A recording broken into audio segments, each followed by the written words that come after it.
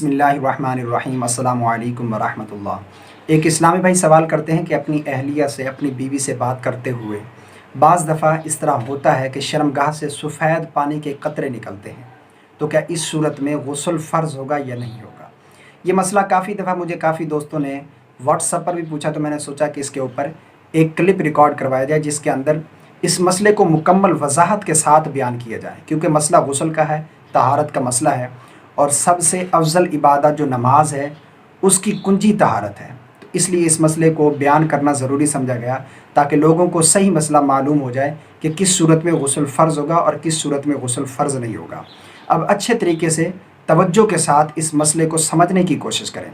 देखें, बीवी के साथ बात करने से, गलत किस्म की पिक्चर पर नज़र पड़ जाने से या फिर जहन के अंदर गलत किस्म के ख़यालात आ जाने से आम तौर पर इन सूरतों में इंसान की मज़ी खारिज होती है, मनी खारिज नहीं होती।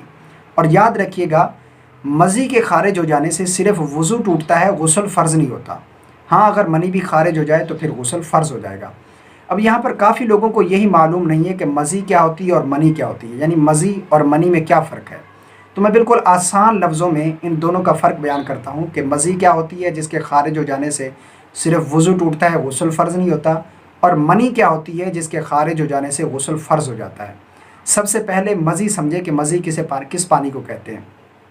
मज़ी उस पानी को कहते हैं जो शहवत के वक्त ज़कर के सिरे पर, शर्मगाह के सिरे पर लेसदार चपकता हुआ पानी नमूदार होता है, इसे मज़ी कहते हैं। शहवत के वक्त जो शर्मगाह पर लेसदार चपकता हुआ पानी नमूदार होता है, इसे मज़ी कहते हैं।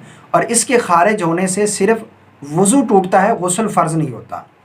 अब दूसरा मसला कि मनी किसे कहते हैं। मनी उस पानी को कहते हैं जो शहवत के साथ, लज्जत, जोश और टपक के साथ शर्मगाह से जो पानी खारिज होता है उसे मनी कहते हैं। इसके खारिज होने से गुस्ल जो है वो फ़र्ज़ हो जाएगा। अब ये आपके इल्म में है कि आपकी मज़ी खारिज हुई है या मनी खारिज हुई है। अगर मज़ी खारिज हुई है तो फिर आपको वज़ू करने की ज़रूरत है, गुस्ल की ज़रूरत नहीं है। अगर मनी खारिज हुई है तो फिर गुस्ल आप पर फ़र्ज़ हो जाएगा। अब दूसरा मसला कि अगर मज़ी खारिज हुई है, वज़ू तो टूट गया, क्या इससे कपड़े भी नापाक होंगे या नहीं होंगे। तो उलमा इसके बारे में बयान फरमाते हैं कि ये नजासत गलीज़ा है। अगर ये 1 दिरहम से कम है तो इसका धोना सुन्नत है। अगर बग़ैर धोए नमाज़ पढ़ेगा तो नमाज हो जाएगी, लेकिन धोना बेहतर था। अगर ये 1 दिरहम के बराबर है तो फिर इसका धोना वाजिब है।